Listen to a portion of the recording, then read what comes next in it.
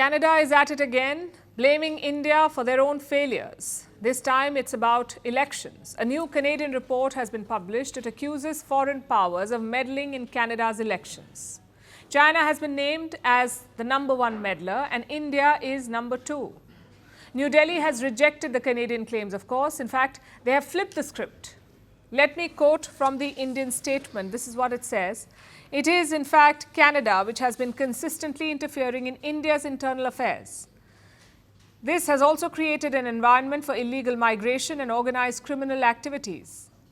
We reject the report's insinuations on India and expect that the support system enabling illegal migration will not be further countenanced.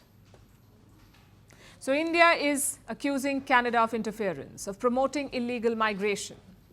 But where did this whole meddling row begin? And how was India dragged in? In 2023, Canadian media published a bombshell.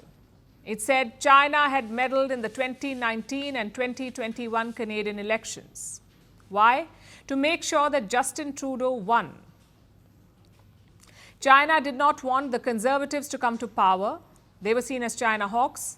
So Beijing's preference was a minority government led by Justin Trudeau, which is exactly what happened. Now, Trudeau was informed about this.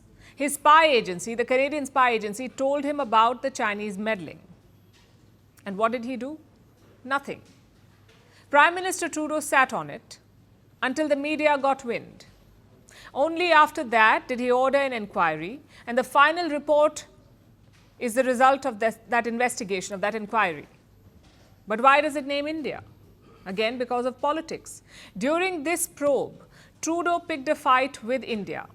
He accused New Delhi of killing a Khalistani terrorist in Canada, Hardeep Singh Nijjar. And suddenly the report is not about China anymore, it's more about India. It's about India's so-called interference. And the worst part? There is no evidence against India. It's all speculation and assessments. Let me quote from the Canadian report. Intelligence holdings indicate that India may have attempted to clandestinely provide financial support to preferred candidates. India may have also launched a disinformation campaign against Prime Minister Trudeau. A lot of ambiguity there, a lot of could have, may have, which is another way of saying we have no proof. This is not a serious government report. This is a hit job, an attempt to malign India. On the other hand, Canada's interference is well documented. We have seen Khalistani marches in Canada. We have seen attacks on Indian diplomatic missions, even Khalistani flags at events attended by Prime Minister Trudeau. People wanted in India live freely in Canada. We are talking about criminals and separatists. India has sent 26 extradition requests. 26 requests are pending with Canada. And for these, we've shared the evidence. We've shared phone and location details, yet Canada refuses to extradite these people. What's more, they let these separatists flourish. In 2021, a Khalistan referendum was organized in Canada. In 2023, another vote was organized. Is this not interference? Is this not meddling in India's affairs? The fact is, Justin Trudeau is desperate.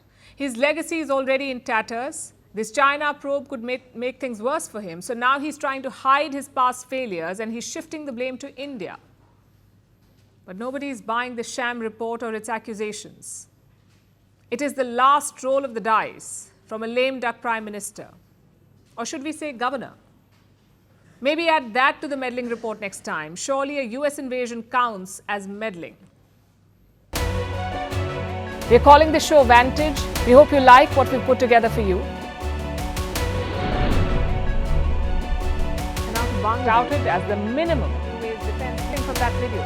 India's neighbors were the first to send the special edition of Vantage live from the White House throughout the week. Yes, Hindu Mandir we're on our way to Tel Aviv. Pretty measure, but it's also the perfect way to drive.